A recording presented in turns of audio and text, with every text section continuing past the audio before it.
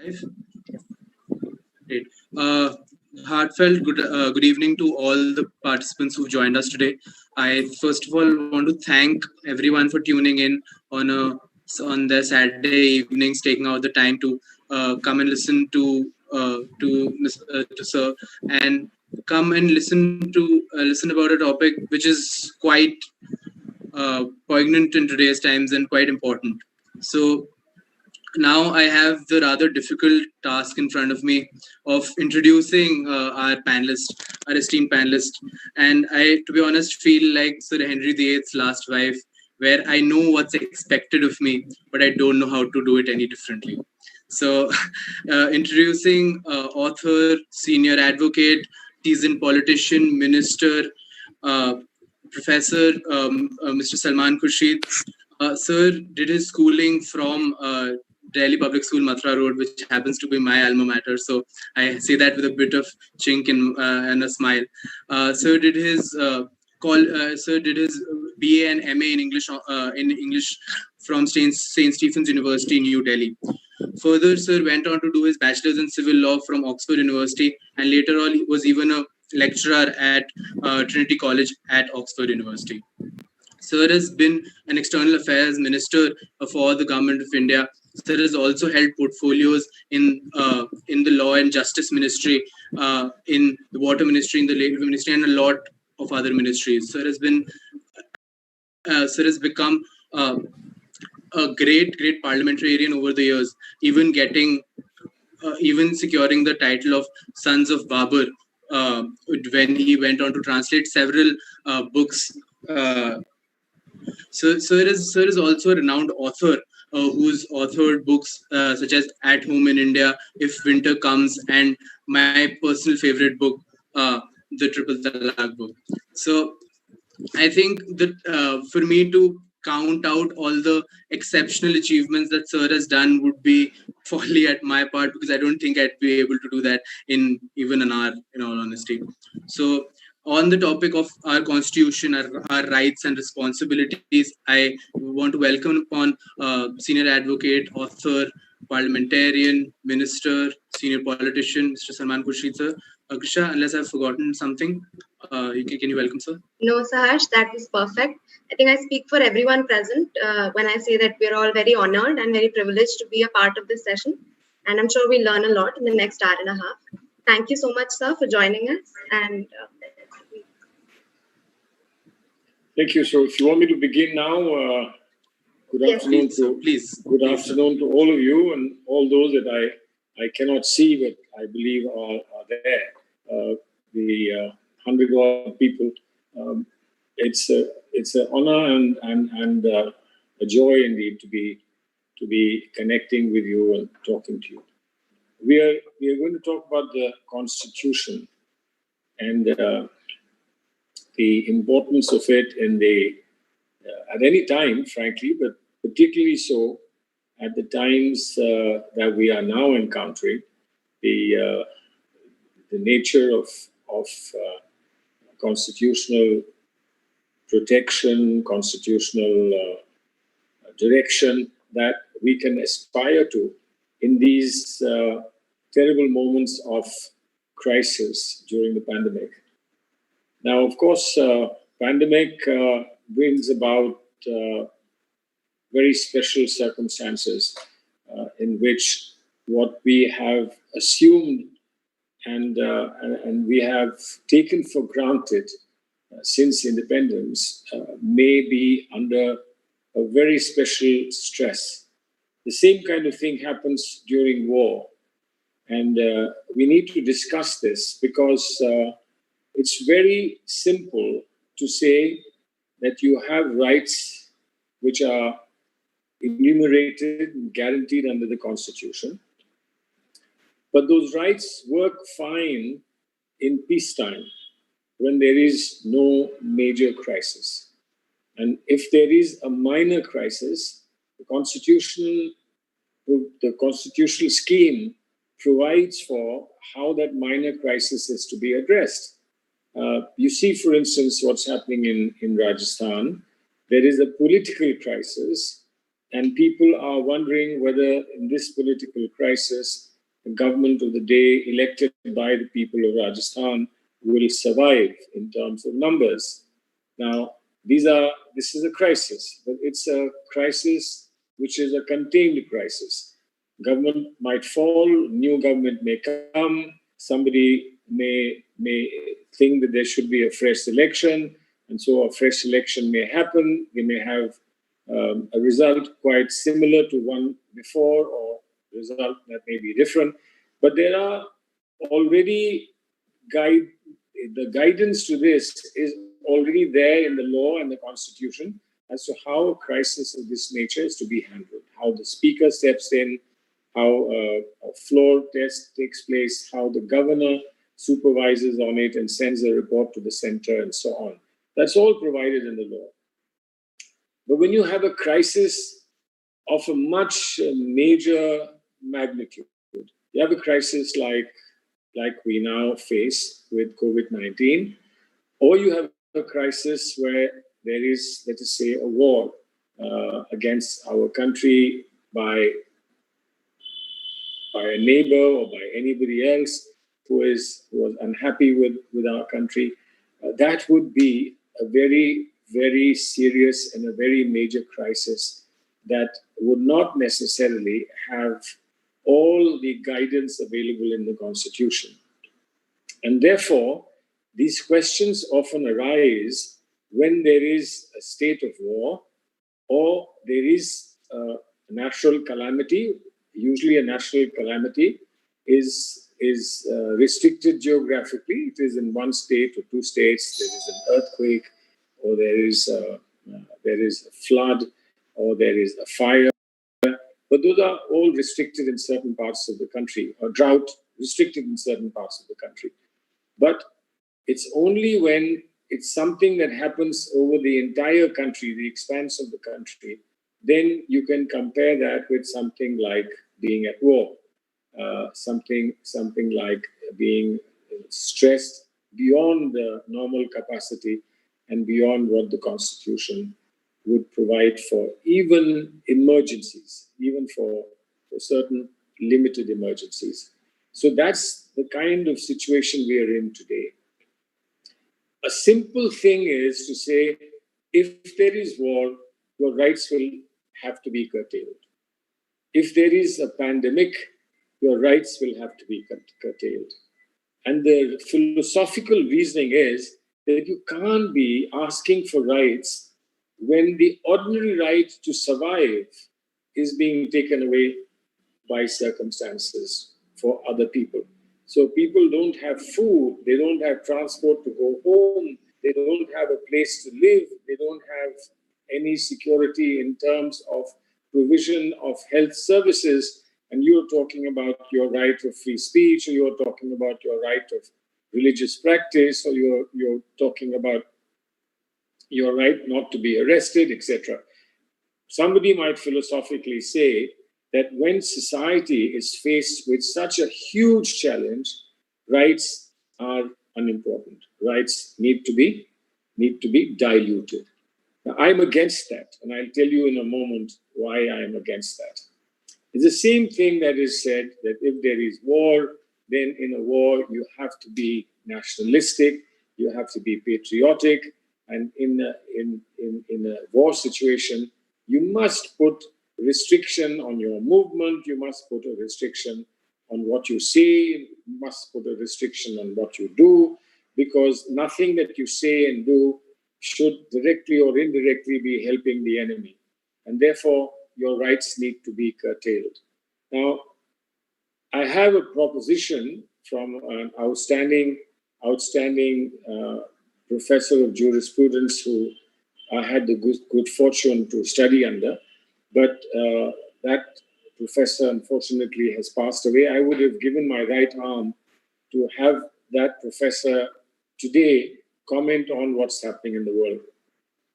And his name is Ronald Dworkin, Professor Ronald Dworkin, who has a very famous book. He's written several outstanding books, but he has a very famous book called Taking Rights Seriously.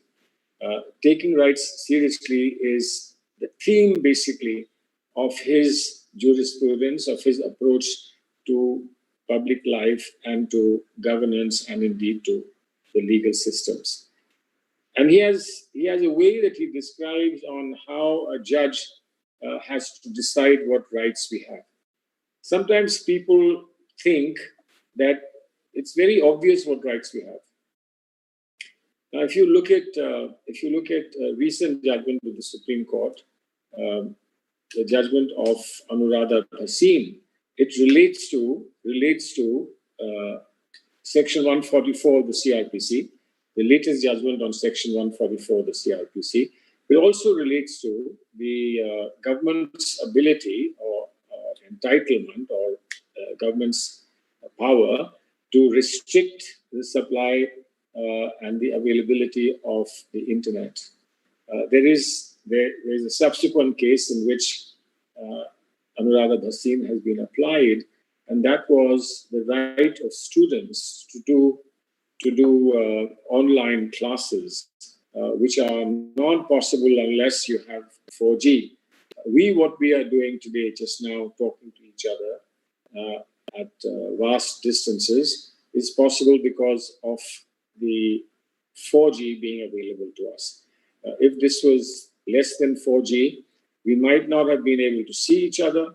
We might have been able to hear each other, but less than 3G, perhaps we couldn't have heard each other even. And that's a consequence of the level of technology that's available to us. Now, in Anuradha Bhasin and the subsequent case of the students who had, and the newspapers who had sought right to availability of 4G connectivity in Jammu and Kashmir, the court looked at various propositions and came to a conclusion that you often read in judgments about rights in our country.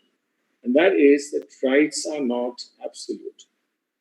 Rights are not absolute. And this is illustrated from Article 19, Article 25. It is shown that all rights are subject to certain factors such as public order, such as public interest or public welfare, or morality or health, etc., etc. And therefore, rights are not absolute. Now, there seems to be an assumption that the judgments that are often quoted to the Supreme Court from the United States Supreme Court, that those judgments are not necessarily relevant because they do not apply within the four corners of limited rights. That the 10 amendments of the American Supreme Court do not have reasonable restrictions written into those 10 amendments. So the right to free speech is unqualified right, as against the right to free speech in Article 19, which is qualified by reasonable restrictions. Right to association by reasonable restrictions. Right to movement by reasonable restrictions. That is often said are reasonable restrictions that we must take into account, which is different from the American Constitution, where there are no reasonable restrictions written into the Constitutions or imposed on the rights that people have. But a study of American judgments on free speech, for instance, Brandenburg was the last judgment in 1969, or for that matter, in other aspects of the law as well, including habeas corpus. Although there are no written-in restrictions called reasonable restrictions, even in the United States of America, the rights that are enumerated, seemingly unqualified, are in effect not unqualified rights. Because they say that your right to free speech is subject, for instance, to the law of obscenity. That you can't say that I will insist on being obscene because obscenity is free speech. and there is no restriction, reasonable or otherwise, on free speech, unlike the Indian Constitution. But that's not how the law has developed in the United States either. In the United States, very clearly, there are restrictions placed.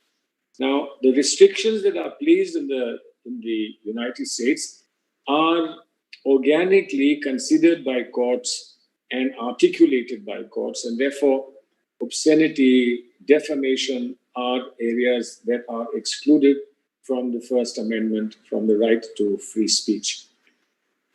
So I think first important thing in the Indian jurisprudence that we need to do is to get away from this comfort zone that we don't have to worry about the American argument, because American argument is about unqualified free speech, whereas India's free speech or whatever rights we have under Article 19 are not unqualified rights. I think we need to get away from that. Once we get away from that, a second proposition comes that there are reasonable restrictions, but how do you decide reasonable restrictions? Now, because it's unwritten in the American Constitution, but it's written in the Indian Constitution, is there a good enough reason to distinguish American Constitution from the Indian? In other words, saying the American Constitution saying, if the reading of Professor Dworkin of the American Constitution is correct, then they look at restriction in terms of the right of individual A balanced with the rights of individual B.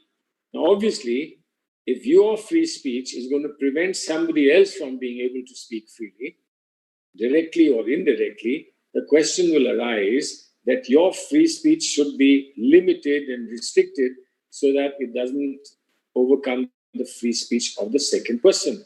In the Indian context, it seems that the judges have impliedly or naturally taken to the formula that the individual's rights have to be balanced not with the rights of another individual or groups of individuals, but the individual's right is to be balanced with the rights of society. In other words, society has certain rights, the individual has certain rights. Now, in looking at this relationship, it seems to me that we can make a mistake of ending up deciding in favor of society as against the individual. Although Anuradha Bhasin says it, and all the other judgments in the Supreme Court have said that the rights of the individual are very, very important. In fact, when the Navtej Johar case was decided, there the rights of LGBTQ persons were seen as being akin to natural rights to dignity and equality. And therefore, it was seen that these are very important rights. Now, clearly in that judgment, these rights were not being balanced against the rights of society because the rights of society were never discussed. Nobody ever said that society also has a right to enforce its morality, that society also has right to enforce its structures, etc. But look only from the point of view of the candidates who were the LGBTQ petitioners, who said that our individual rights of dignity and equality are being overwhelmed by others who don't have a right against us. You may have a right to behave in a particular manner, but you don't have a right to make somebody else behave in a particular manner. You have a right to conduct yourself in a particular manner, but you don't have a right to have somebody else conduct themselves in a particular manner. This is a distinction that has to be made. Rights are about the self, about yourself, and not about the other person. This distinction in Indian law doesn't always be very clear. That here, often we slip from right of a person to behave in a particular manner, subject, of course, the right to someone else to behave in a particular manner, and not being permitted to overstep your right to behave in a particular manner to such an extent that the other person is unable to behave as he or she wishes. So we slip away from this equation to an equation where society says you must behave like this, you must not do this, you must not do that. And society is given preference over individuals. Now, there is another thing in the Constitution that gives strength to this kind of analysis, and that comes from directive principles of state policy. The directive principles of state policy, as you all know, are unenforceable, but they have been over the years, and they are supposed to be fundamental to the governance of the country. And taking its cue from there, the Supreme Court in Minerva Mills, for instance, said we'll harmonize directive principles with the fundamental rights, and therefore there'll never be a conflict between directive principles and fundamental rights. Be that so.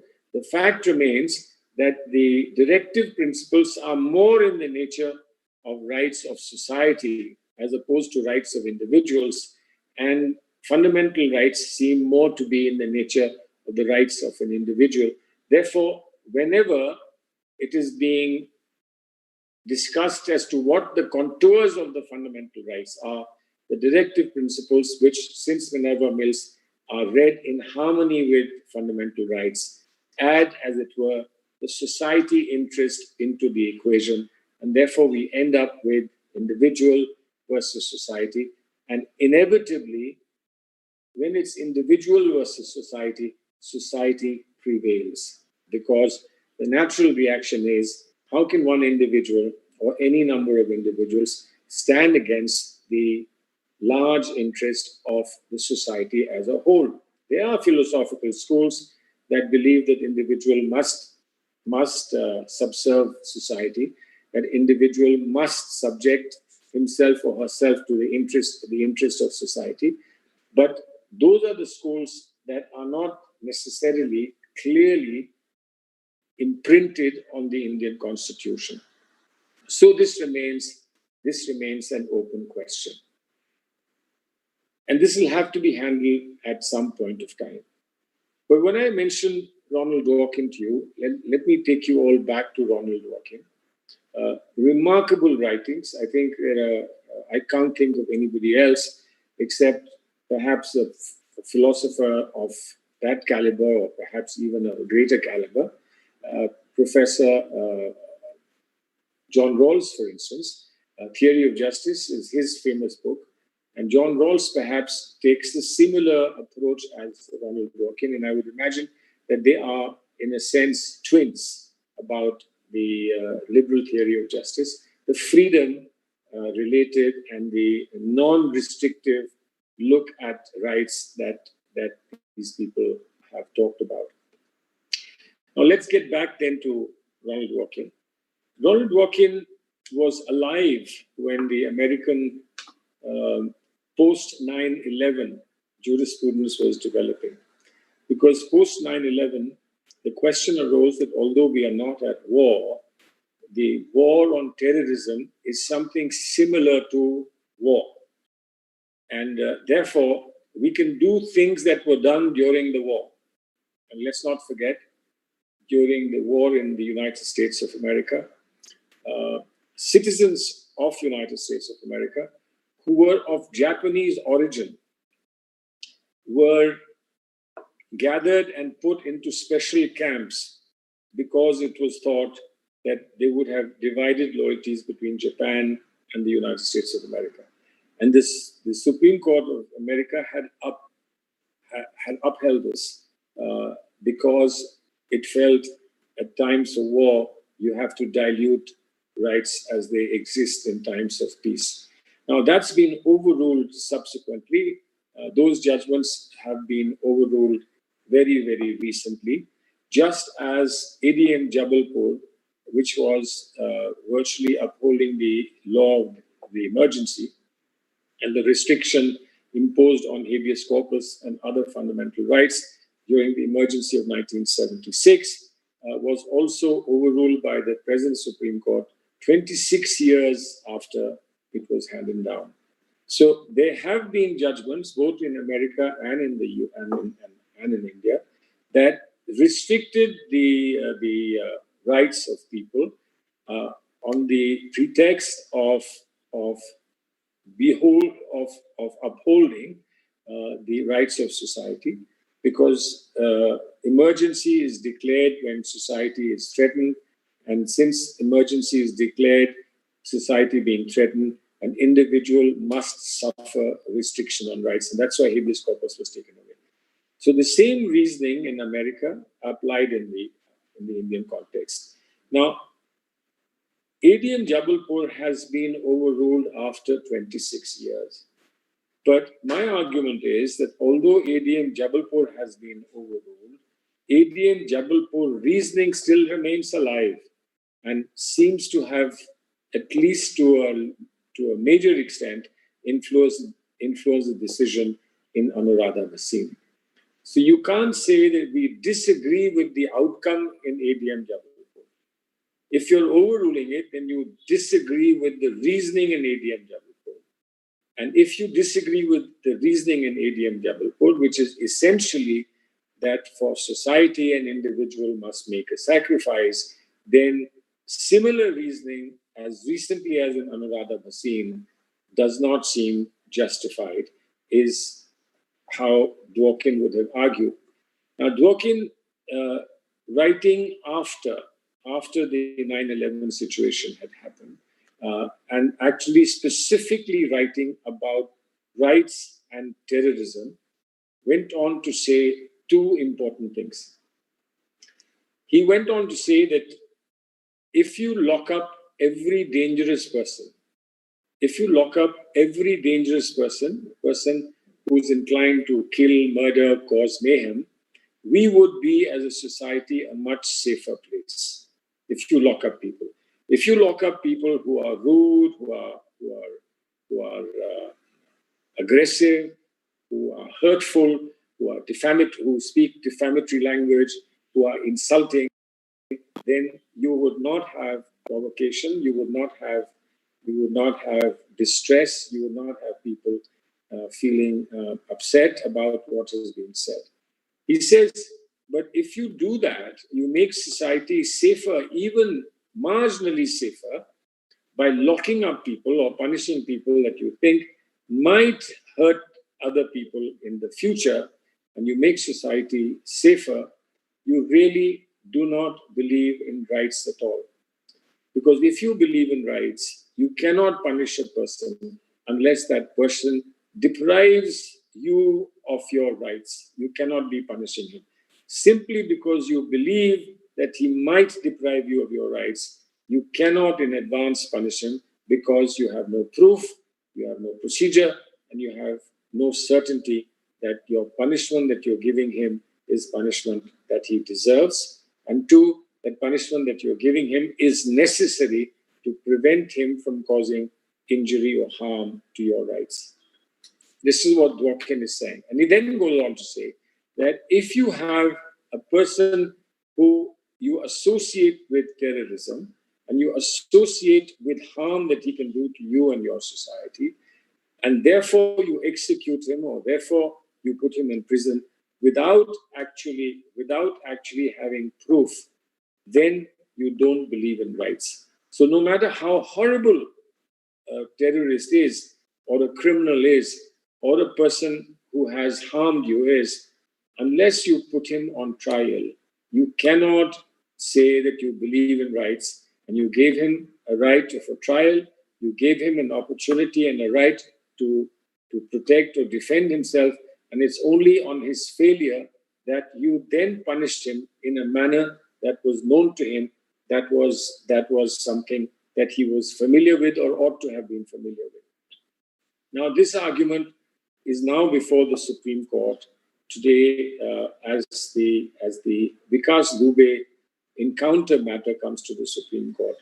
Now, a lot of people may think that Vikas Dubey had done something very, very horrific. The killing, in heartless killing and ruthless killing of 8 policemen, I won't say unarmed policemen, because they must have been armed, but they were taken by surprise. Nobody ever greets or treats policemen in that manner, and therefore he deserved a dog's death, as people often say when they get very angry. But if that's the case, then we don't believe in rights. You cannot deny somebody a right because they have denied you a right. So if they have killed you, you cannot kill them, is a fundamental principle that we follow in rule of law. We have to capture them, we have to arrest them, we have to put them on trial, we have to give them lawyers. If they don't have lawyers, we have to give them lawyers to defend themselves. We then have to put them on trial, hold them guilty, and then put them through the test of rarest of rare cases by which people can be executed. Only then would you satisfy your commitment to rule of law. But if you don't, then you don't believe in rights at all. If you just say, I know what is the right thing to do, then you may feel that it's the right thing to do, but it is not something done keeping in mind the rights that a person has.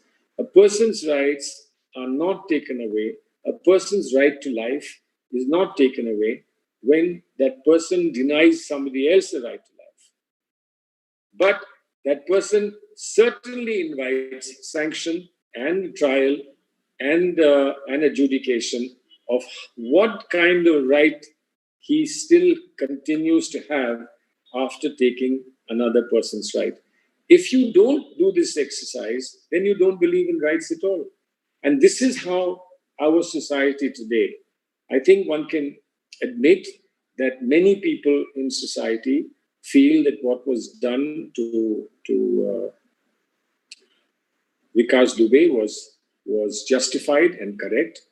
But then it was done not just to Vikas Dubey, but it was also done to 4 or 5 of his other colleagues who again were arrested and were taken in a vehicle and then shown to have tried to run away with a gun, and they were killed, including one person who was of as little as 16 years of age, who has just successfully finished his CBSE exams.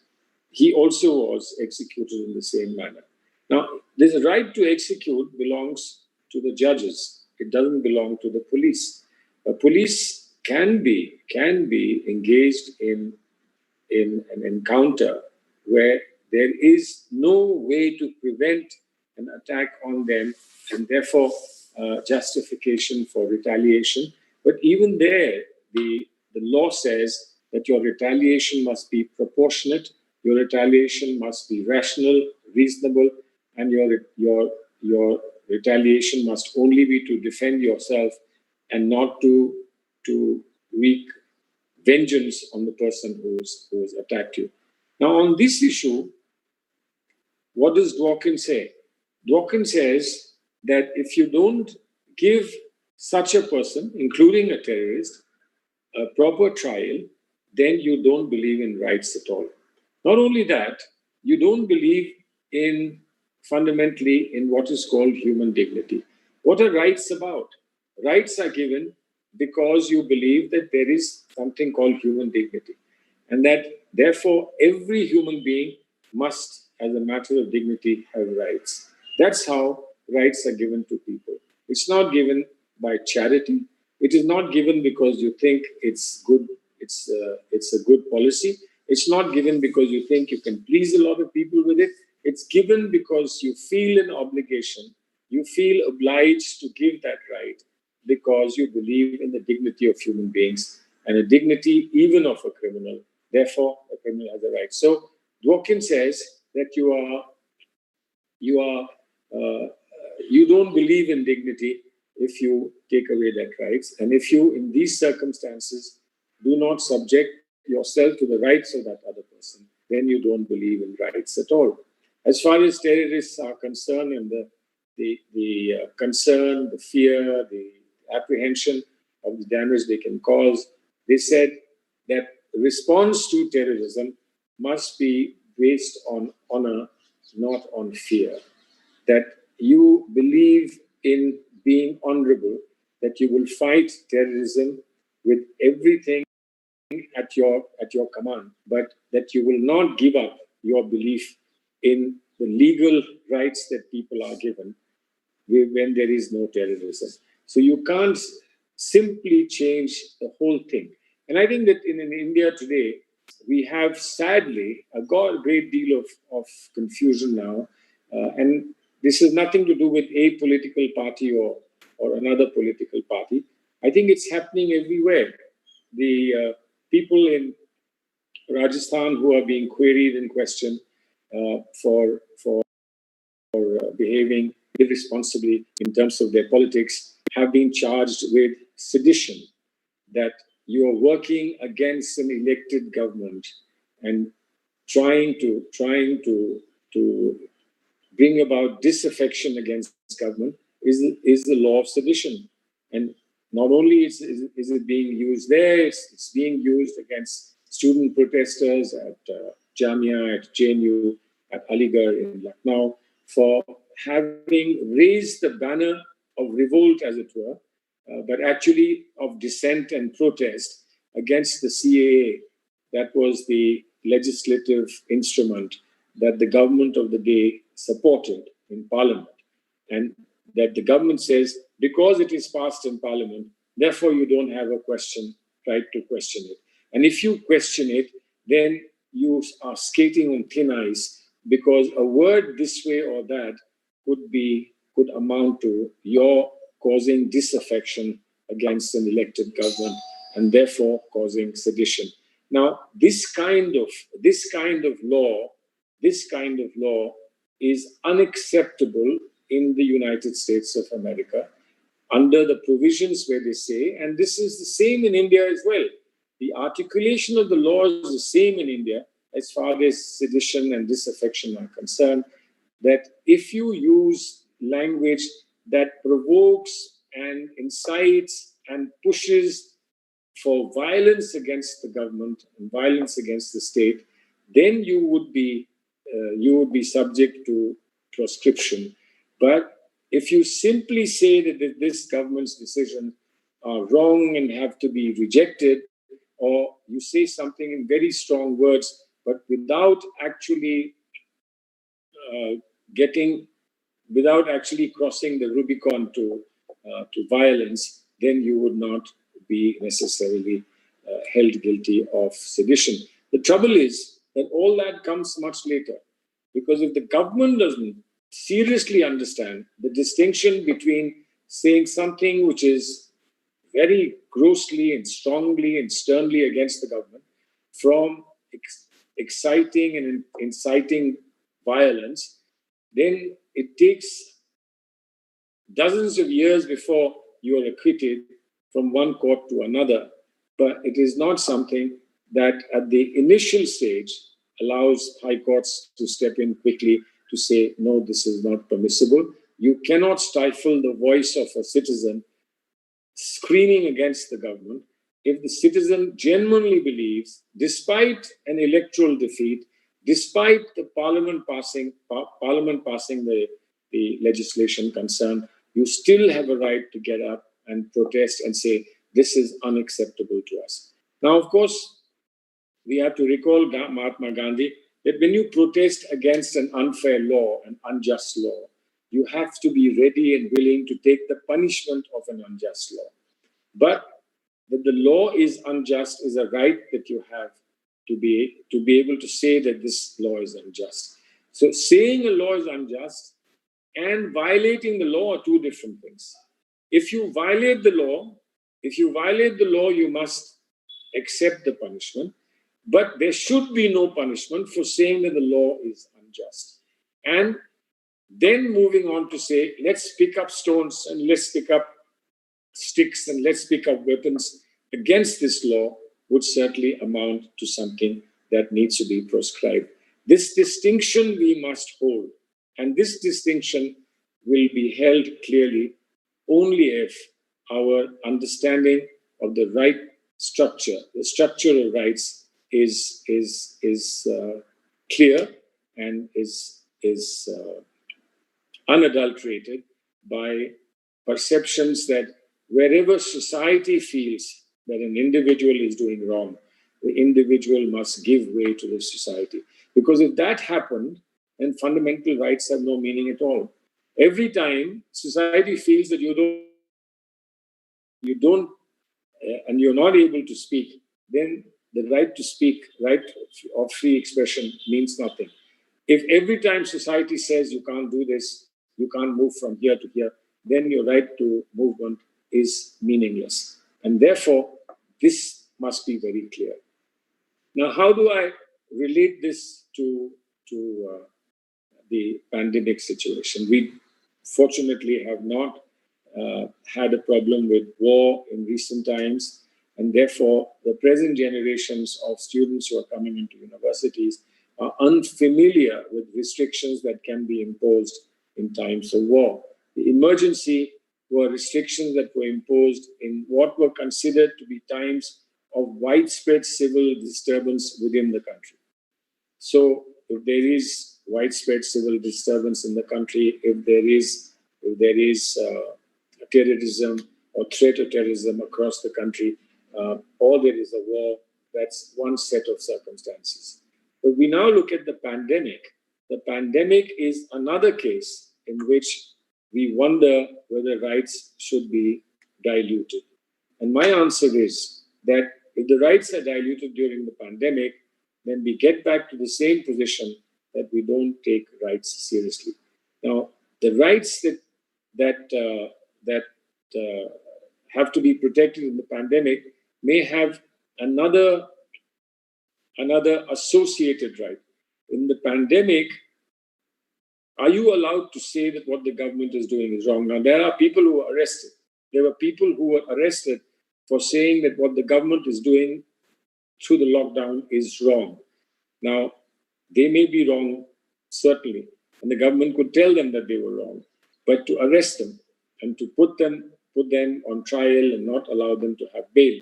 And then the bail is granted by the Allahabad High Court. It says you can go on bail, and of course, you will comply with the conditions that are imposed. But one important condition that is imposed is that you will not use social media. Now, be clear, it was not a condition that you will not misuse social media. It was a condition that you will not use social media.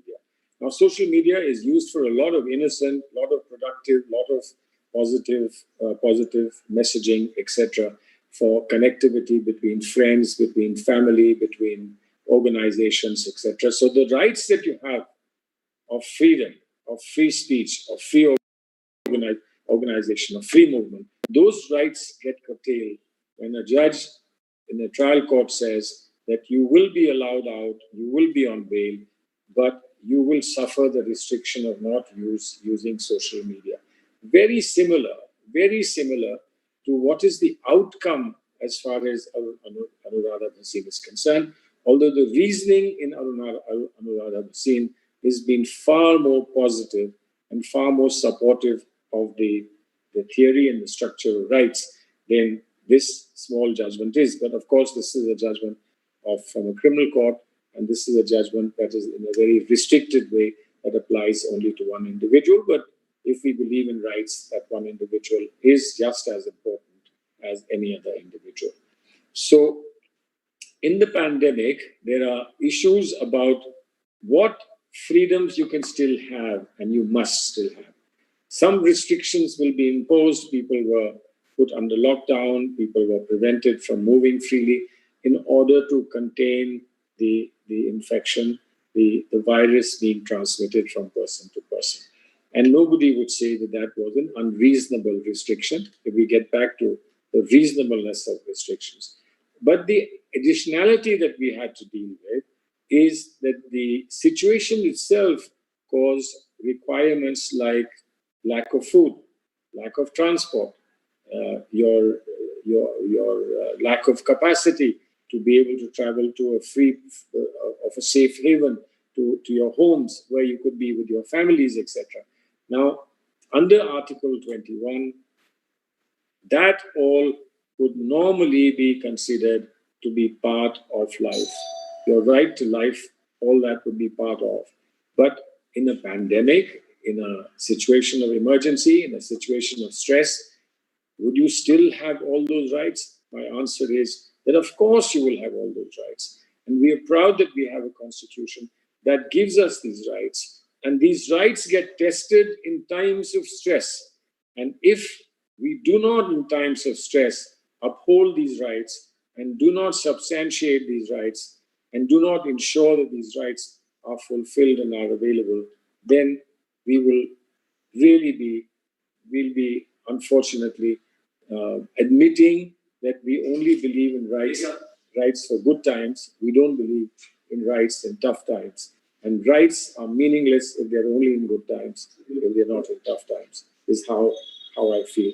So that's the perspective, the importance of the Constitution in times which are happy times, and the importance of the Constitution in times that are trying times, are difficult times. And that's how we should see our Constitution. Thank you very much. Thank you so much, sir. So I think that was a very enlightening 40 minutes for all of us. Now, with your permission, we'll move to questions, if that's all right. Yeah, certainly, please. Thank you so much. So our first question is around something you've already addressed. So just last month, the Solicitor General of India informed the Honorable Supreme Court that the mass exodus of migrants and populations around India have been caused by a lot of fake or misleading news on social media and other platforms. And fake news and misleading news has practically become a new buzzword. So going ahead, how do you see the treatment of the freedom of speech and censorship under Article 19? Well, now that we don't have a problem about reasonable restrictions, and as I said, the only issue was that reasonable restrictions are in the American Constitution assumed and implied, in our Constitution are actually specifically, explicitly provided. But there is scope for reasonable restrictions. Within the idea of defining a right, reasonable restrictions play an automatic part. So that's not a problem. You can impose restrictions on what is patently fake. Something that is patently fake should have no problem in terms of imposing restrictions. As you know in law, you are told nobody has a right to scream fire inside a film hall, inside a movie hall, which is a crowded place, for somebody to say fire and cause mayhem and have people run helter-skelter, injuring themselves. You don't have that right. Therefore, what is fake is obviously something that you can prescribe and you can interdict very easily. But because you have a right to do that, and because you have a duty perhaps to do that, you can't be taking free speech and making restrictions, saying that you will not use social media at all during this period. You can't be doing that. I think that's excessive. That is going beyond the right balancing that you require. And the proportionality argument that is now being promoted in various judgments, that proportionality argument will have to be kept in mind. So just throwaway statements that all this is happening because there are fake news and there is this and that, the other, that cannot be an alibi for taking away rights. So somebody who genuinely wants to convey information, somebody who wants to question information that's been conveyed by government, that cannot be restricted. That would then mean that you don't have rights at all. But something that is patently false or that can be shown to be false, you can certainly restrict that. That's not a problem. Thank you, sir. Thank you for that response. We have a question from Shazia here. She asks that the Constitution talks about equality before law. However, we still see that minorities in India face discrimination and a constant human rights violation in their own country. She questions whether the Constitution has become merely a theoretical concept and what we as law students can do via the justice system to ensure that the realization of constitutional concepts?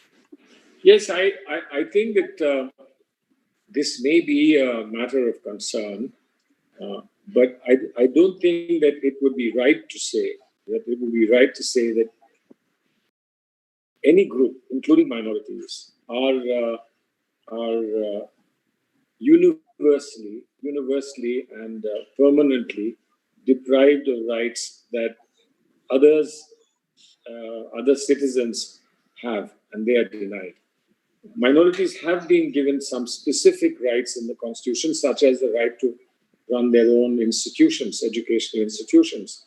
And from time to time, there's an argument about what does this right entail, about selection of students, about selection of staff, about the syllabus that you have to introduce, and so on and so forth.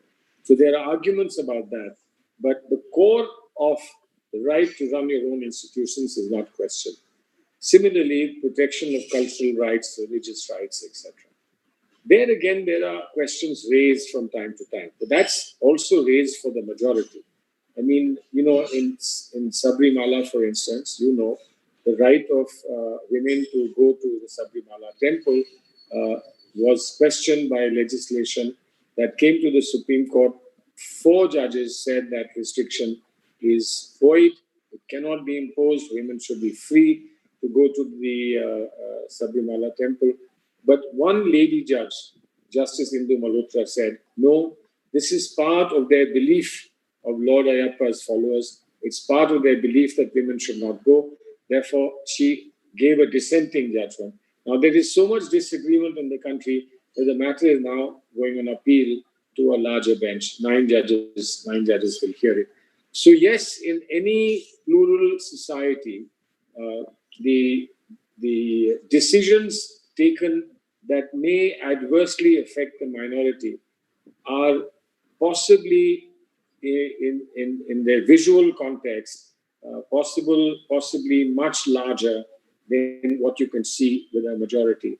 But I think that this is a organic experience of how we learn to live together. The familiarity, the discovery of each other, the accommodation of each other, etc., is very important.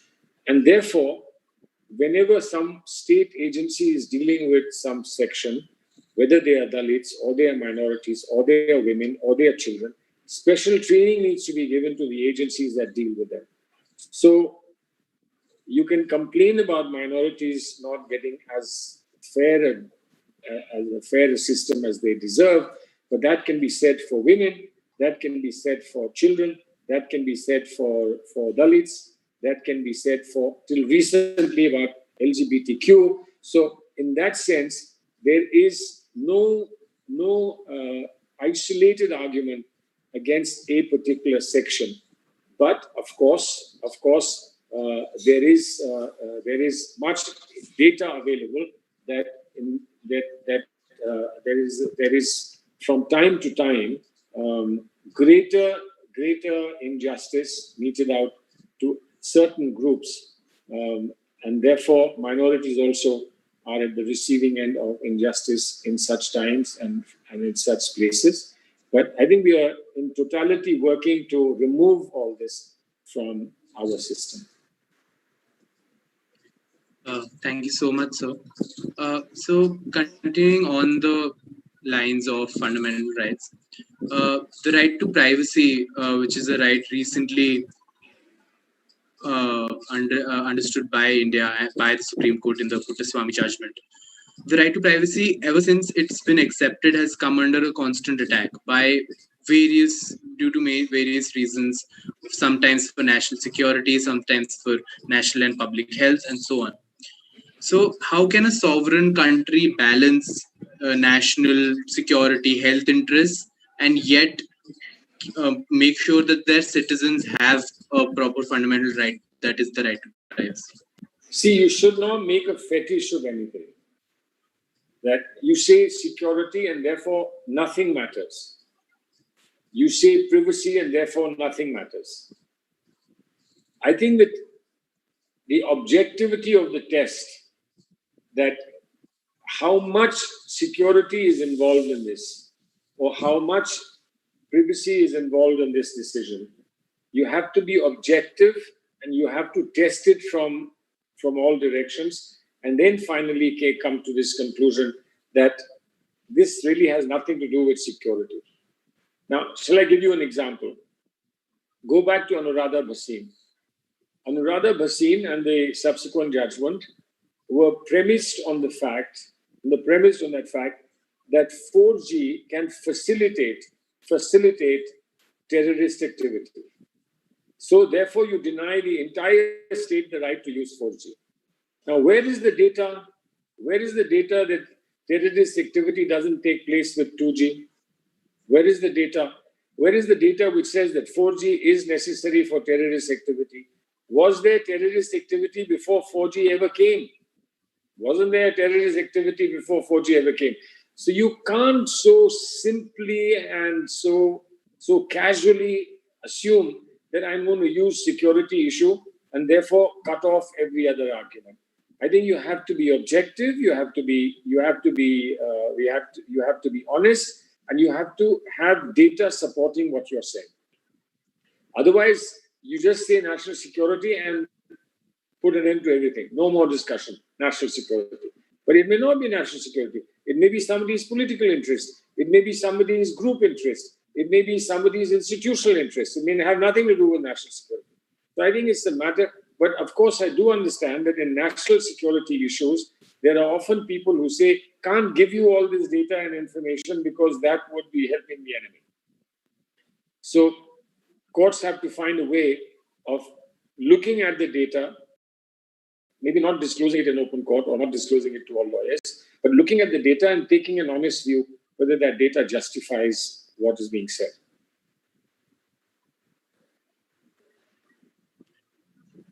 Thank you, sir. Additionally, yeah, Krisha, you were on mute. Yeah. So there's a question by Meghna. She asks whether during the pandemic, what rights of certain professionals such as doctors, police personnel, etc. are being sidelined by their duty towards the country, and what remedies are available to them? I think the remedies that are available are obviously remedies that we're all familiar with, which is when the state acts in violation of your rights. Then you have the Article 226 and Article 32 of the Constitution available to you. But the problem is not just of rights. The problem is of the additional rights that, so to speak, that you require during this period. A doctor has a right to remain on a job and do what is normally required to do. But during this period, he's acting beyond the call of duty. He's probably working harder, longer, exposing herself or himself to a dangerous virus. And because he or she are working for long periods in environment where the virus is likely to be found, therefore their chance of getting infected is that much greater. So therefore, their rights need to be fortified. Whatever rights they have, those rights have to be enhanced and fortified. That's basically what you need to do, is to enhance and fortify the rights that they have. There are many other very difficult questions during a pandemic. The right of a decent burial, for instance, or a right for a decent funeral. That's a big problem that is arisen. And I'm not quite sure necessarily that we have now found the final answers to that. A lot of people who are not allowed visitation rights because of the embargo of the virus. A lot of people who cannot even participate in a proper funeral given to their loved ones. All those rights we need to clarify and fortify.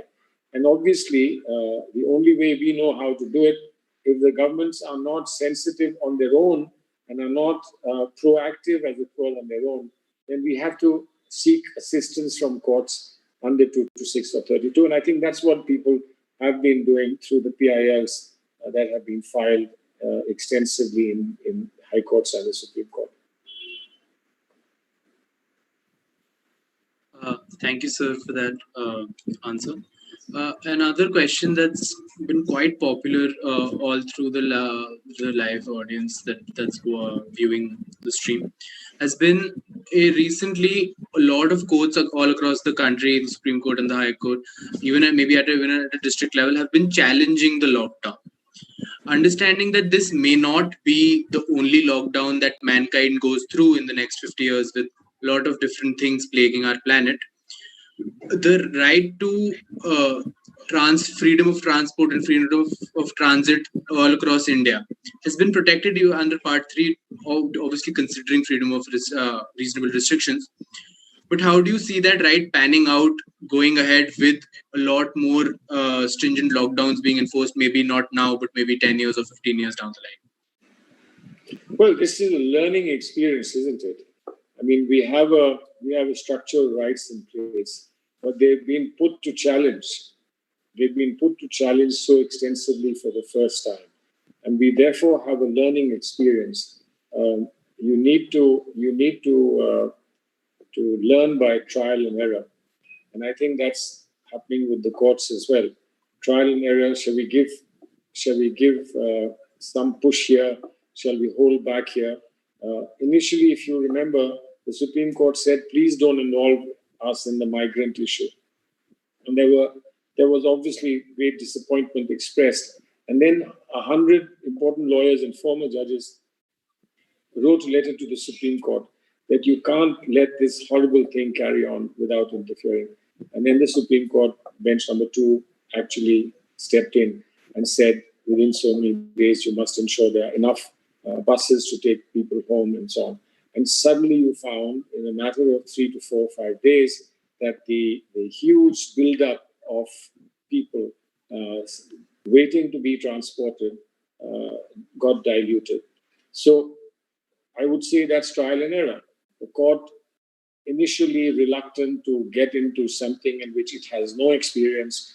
How does it handle large numbers of people going from one state to another, going to many, many different destinations, different numbers of people coming from different directions? How does the court actually handle it?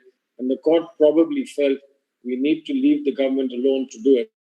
But when the pressure built up to say that the government doesn't seem to be doing enough or quickly enough, the court then stepped in. And I believe the court could be happy that it stepped in, so that the stepping in of the court solved many problems.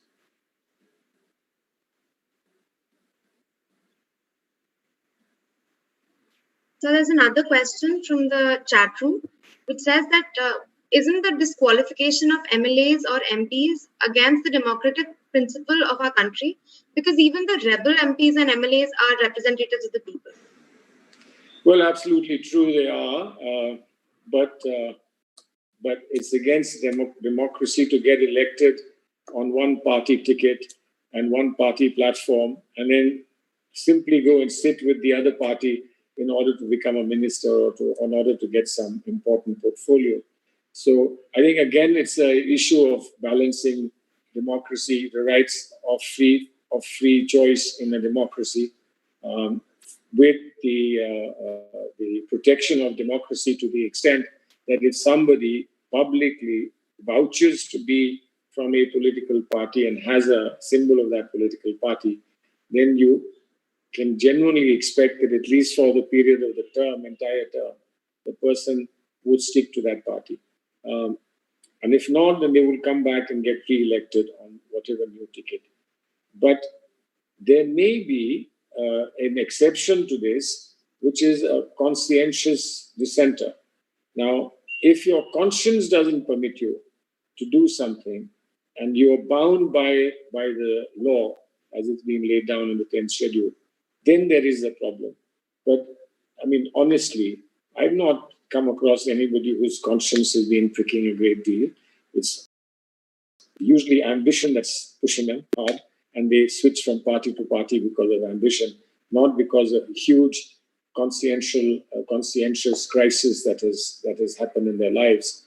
And frankly, if you feel that the conscience pricks that hard and that deep, then it's best to go back to the people to say that you sent me there, but I couldn't do my job because my conscience wouldn't let me do it in the manner in which I was told to do it.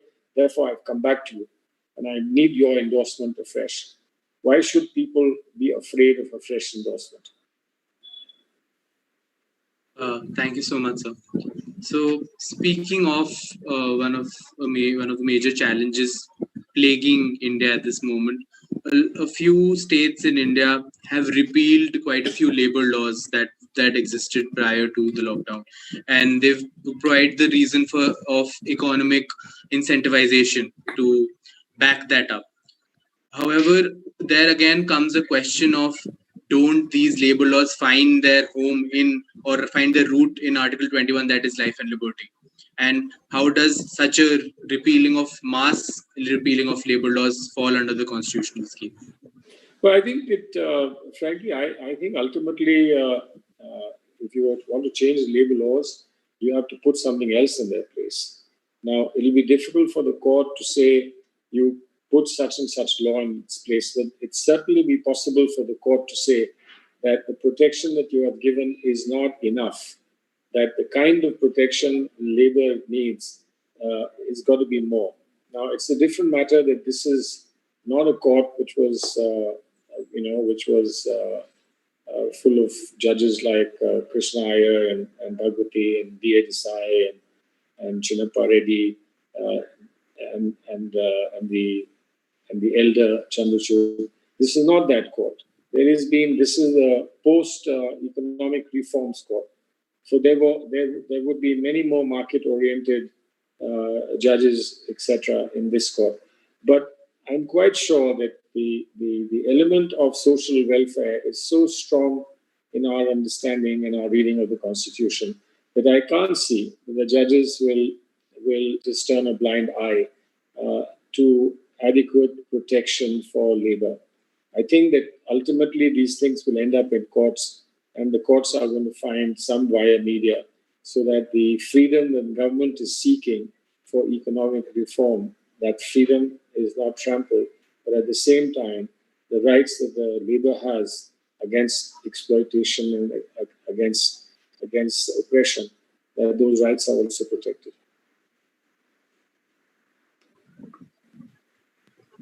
Right, sir. So in the last few years, a lot of new constitutional challenges, such as the sodomy law, triple talaq, women in armed forces, have come up. Where else do you see this going? Well, in a dynamic society, the law will continue to be refreshed. People will continue to analyze and look at the challenges as they emerge. Many of these challenges may well be of the last 30, 40 years, but maybe we didn't have the courage to take up these challenges or the wherewithal, or we didn't have the capacity to do so. But we are now doing it, and one by one trying to resolve them. I genuinely and honestly hope that this is a resolution of those problems and not a greater complication of problems for another generation to solve subsequently. But the manner in which we solve a problem and the manner in which we resolve it, I think is very important. If it's participatory, if it's contributory, if it's consensual, if it's conciliatory, I believe it's more likely that resolution will survive and be sustained, as against something that is pushed through forcibly, on which change of circumstances may bring about a fresh round of protest and a fresh round of disagreement. Thank you so much, sir. Continuing on the theme of constitutional challenges, recently India, as sir mentioned, saw the Sabrimala challenge, wherein women were allowed to go to the deity's temple. Whereas on the other end of the spectrum, we saw burqas being a blanket ban on burqas in the French Republic a couple of years back, wherein even the ECHR stated that it's a violation of religious freedoms. So there have been quite radical approaches to towards religious rights in both the East and the West. So how do you see the role of religion emerging and religious rights emerging as we go ahead into the next few years? Well, I see an interesting question mark on religion. Why? Because after all, ultimately, religion is the greatest source of strength for any human being. And unless you're an atheist and you don't believe in religion and you don't believe in God. But during the pandemic, mosques were closed, temples were closed, gurdwaras were closed, except for one or two priests who kept the services going. We were not, as ordinary people and worshippers, allowed to go to those places. And you needed God the most during times of the pandemic. And that was the time that we were kept far away from God. If God resides in temples, mosques, and gurdwaras, and if God resides in us and at home, then we don't need temples, gurdwaras, and mosques. So I think there's a very fundamental question that is being thrown up on our attitude towards religion. I'm not quite sure that anybody has expressed this very explicitly as yet, but because people are just waiting and hoping that these places of worship will open and we'll get back there, etc., and it'll be business as usual. But any thinking person, I believe would ask this question: do I really need these places? These are superficial, because when I most needed them, they were close to me. And I happily accepted that my life was more important because they were close for protecting my life. My life was more important than my communication with God. And therefore, I was quite happy to stay away. Now, if you stayed away for so long, why can't you stay away longer? Will we take another view of religion in our lives is something that I ask myself repeatedly. Somebody will give us an answer in times to come. Thank you, sir, for your answer. There's another question here which says that how do you view the changing approach of the judiciary towards the constitution from the 20th to the 21st century? Well, judiciary, there's always a continuing. You don't have, there are no jumps and skip and jump and that sort of thing as far as judiciary is concerned. It's like a flowing river. That a flowing river quite often changes its color as different kind of water comes into the river, etc. And when it reaches certain parts of the river, the river floor changes and therefore colors change. The judiciary is the same, and it's like ordinary society. What we were all like 30, 40 years ago, we are not today. And how we conduct ourselves at home, amongst our friends, amongst people, today is very different from what it was 30, 40 years ago. And it will be similarly different another 30, 40 years later. And therefore, the judiciary also is a bit like that. The judiciary also transforms itself gradually. There are no revolutions. There may be periodically one or two cases that sound revolutionary, but generally it's an evolution that you add a little bit at a time, or you subtract a little bit at a time, and then when you stand back and you look at the entire picture, it looks different. But when you're closely involved there where it's happening, it doesn't look that significant. It just seems like a small change. So I think that's how the judiciary is. Judiciary is subsumes philosophical thinking, economic thinking, political thinking, and then articulates that as part of the law. And that's what has happened with the Indian Supreme Court. Now, many of the judgments of the Indian Supreme Court seem to me to be based at a particular time and at a particular place may change in times to come. It may change in times to come. And how would the court do that? How would the court react and do that is important. But I think looking at what the court has done with digital online hearings, you can tell that the court does accommodate and adjust change very quickly. One could not have imagined this barely a year ago, that a court can decide cases in this manner. But now, of course, it's terrific. It's wonderful. Thank you. So, just continuing, sort of continuing on the theme of the judiciary and how they incorporate law into the system. Recently, a lot of judgments incorporate a lot of foreign jurisprudence, and in that we've seen a lot of criticism come the way of the judiciary that why are they borrowing jurisprudence from, let's say, the United States or the United Kingdom. So do you think this is maybe a correct approach, because a lot of our judgments span into the thousands of pages, and rightly so, because they are important matters, but a lot of that jurisprudence is borrowed. And that's why we have this constitutional law professor at law school. He's extremely critical of those at times. So, and that there have been quite similar criticisms. So, do you think we'll see that more and more going ahead, or will we make our own unique jurisprudence because India is so? Well, I think we've done a great job with what we've created. I mean, the PIL, for instance, is something that has the kind of PILs we are accustomed to, are unheard of anywhere in the world, and the extensive outreach of PILs in our country. Similarly, in many areas of the law, we've articulated rights in a manner that other courts in other parts of the world perhaps haven't even thought of.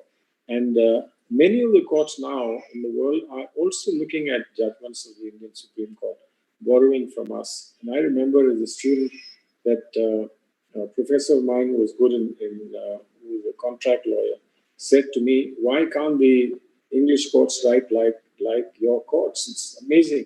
I've given him a judgment of Motilal Badampat on estoppel. He was writing a book on estoppel at that time. And he just looked at it and said, my God, why can't English judges write anything like this? Bhagwati's judgment in Motilal Badampat.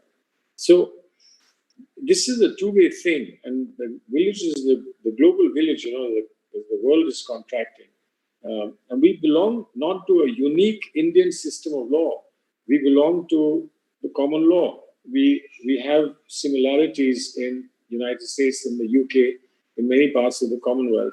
So we have a particular system of law that we share. And it can't be that our mental capacities and those of people in other countries are so vastly different that we cannot benefit from their experience and they can't benefit from our experience. This business of exclusivity, we are us and we must remain Indian, etc., is frankly a bit old-fashioned. We are actually global citizens, and we have to think globally. And there are global systems of law now. The law of the sea, for instance, the law of space, for instance, the law of law against terror. Many of these are global systems, and therefore I see no reason why we can't be more global and yet retain the essential parts of our Indianness.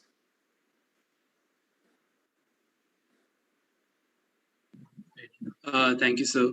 So I think since a lot of the audience is, current law students, and all of them have tuned in at this point, and we've gotten a lot of questions on legal education. I think my phone is going to burst after a couple of minutes.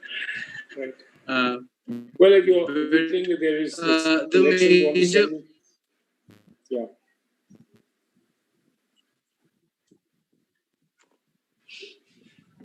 So a question that's been popping up is the changing understanding in legal education, and how should a student today approach legal education with just so so many resources that they have at their disposal, online, offline resources, libraries, so many different competitions and online platforms.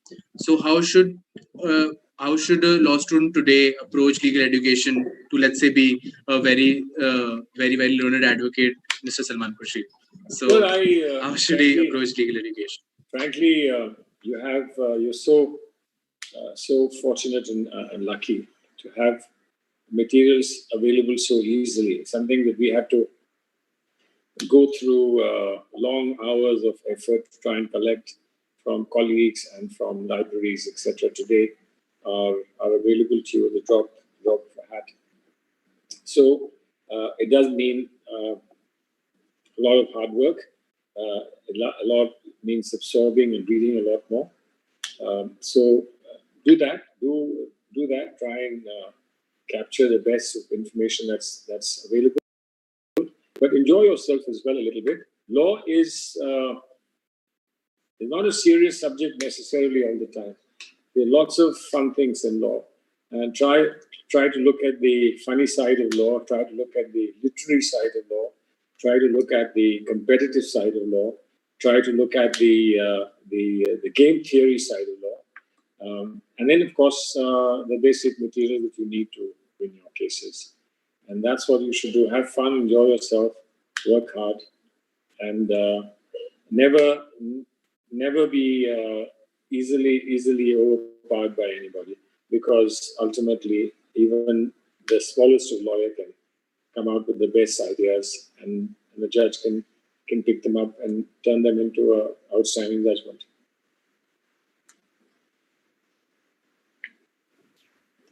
Thank you so much for that answer, sir. And I think that's a very fitting note to end on. And Okay. now I'll call Krisha to just deliver the vote of thanks, and then we'll go off the live stream. Krisha, all yours. So once again, I would really like to thank you from the behalf of all our participants who've been very engaged in the live chat, and they've had a lot of questions, and thankfully you've answered most of them. So we've had around 200 participants consecutively, and I think, again, it's been an honor to listen to you speak on such an important topic. Good, thanks very much, and good luck to all of you. And I hope this pandemic passes and you all get back to your classrooms or your courtrooms. Okay? Good luck and bye. Thank you. Thanks very much. Sir, Thank you if I so could much. just request you to stay on call for just 1 second. Yeah. Right. And I think with this, thank you so much, participants, for joining in. We'll end the live stream here. Thank you so much if you've tuned in for the past hour and a half, pretty much. And I